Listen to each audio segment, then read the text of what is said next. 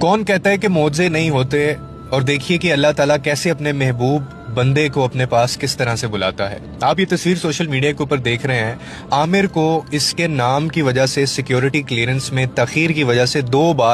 ایک بار نہیں 2 بار بورڈنگ سے انکار کیا گیا اور اس کو روک دیا گیا۔ مکہ کے مقدس شہر کے لیے معمول کا سفر ایک لیبیائی حاجی کے لیے ایمان، استقامت اور تقدیر کی ایک غیر معمولی کہانی بن گئی۔ یہ سنیے گا کیسے، جس نے پیچھے ہٹنے سے انکار کر دیا۔ لیبیا سے تعلق رکھنے والے ایک نوجوان عامر المہدی منصور القذافی نے اس سال حج کرنے کا ارادہ کیا تھا۔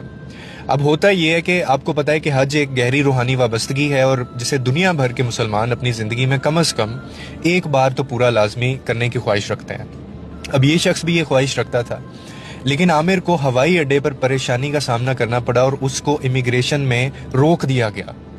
اس کے نام کی وجہ سے القذافی سے منسلک سیکیورٹی کچھ ان کو ایسے خدشات تھے، جس کی وجہ سے اس کا گروپ فلائٹ میں سوار ہوا اور عامر ابھی بھی کاؤنٹر پر تھا۔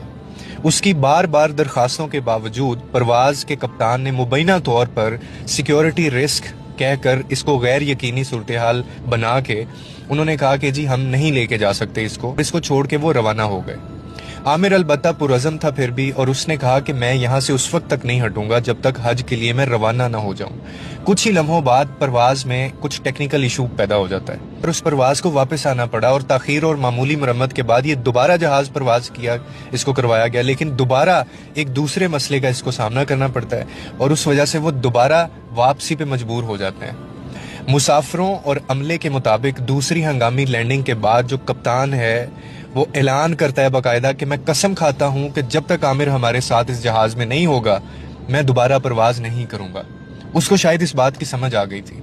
اور حکام نے جلدی سے عامر کو سفر کے لیے کلیئر کر دیا، اور تیسری کوشش کے بعد دوستو عامر کے ساتھ پرواز بغیر کسی رکاوٹ کے روانہ ہو گئی، اور یہ کہانی سوشل میڈیا پر تیزی سے پھیل گئی اور بہت سے لوگوں نے اس کو بہت سارے سائنس قرار دیے، علامات کے طور پر تعبیر کیا۔ اور جب عامر کا انٹرویو لیا گیا تو مقامی میڈیا کو اس نے یہ کہا کہ میں صرف حج پر جانا چاہتا تھا اور مجھے یقین تھا کہ اگر میرے لیے لکھا گیا تو کوئی طاقت مجھے روک نہیں سکتی۔